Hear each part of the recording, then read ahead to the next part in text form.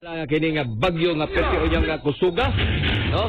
So naghapon tay gamay nga kahayag may gala nga makita. Pinagi ni nga to ang pagtan-aw ato mga kinayahan, no? I hope dili ni mga guba sa bintaw ni nga to mga kinayahan nga nindot kayo, no? Kini ato mga tourist destination bigadalino nga maagian unya, no? Maagian unya atol sa kining pagsudyod sa bagyo, no? Bagyo kay I hope dili ni mga guba intaw ni nga to ang mga kuan ni to Cello, let's get out of here. Gallop into adventure. Days with Mira and her team are the best.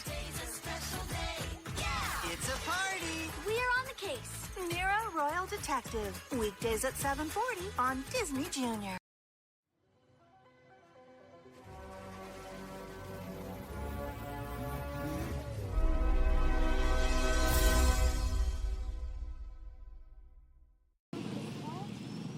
First day of school. Excited ang grade 3 student na si Blessy. Makatapos po agad ng school. Para po makatulong agad sa magulang. Maaga siyang hinatid ng kanyang nanay ngayong umaga. Ang sumalubong sa kanila, kaunting baha sa labas ng paaralan matapos magpump sa kalsada ang tauhan ng Malabon Elementary School ng bahang naipon mula sa loob ng paaralan. Ang paalala ng nanay ni Blessy sa kanya, antayin niyo lang ako, huwag siyang lulusong, basta dahan-dahan sa paglalakad, baka mamaya madulas eh. ang ilang magulang na naghatid ng anak, nangangamba rin lalo't tag-ulan na ngayon. Minsan pinapahatid ko siya sa papa niya, nag-i-trike lang. Kasi mas malaki yung baha dito sa may ani. Minsan hanggang dito siya sa may tuhod. Sasabihan ko po pag naulan, maglalabas, antayin kung sino susundo sa kanya. Pagtitiyak naman ng pamunuan ng paaralan, hindi makakaapekto sa pag-aaral ng mga bata ang baha. Yung area po na may baha ay may tubig dyan, ay hindi naman po dyan pumupunta yung mga bata.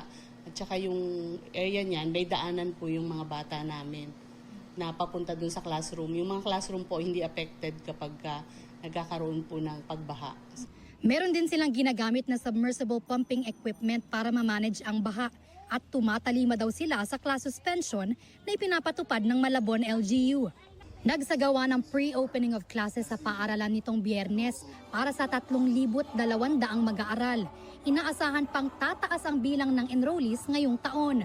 Ngayon sigurado lahat ng bata na naka-enroll last year ay papasok na silang lahat, 100%. Nag-a-accept pa po kami ng mga enrollees, mga transferred in. Yan po, galing sa mga ibang paaralan. Hanggang next week, pwede pa po kami magtanggap. Ngayong araw hanggang bukas, sasailalim sa reading and math assessment ang mga mag-aaral para malaman kung sino-sino yung bibigyan ng libreng intervention program ng paaralan.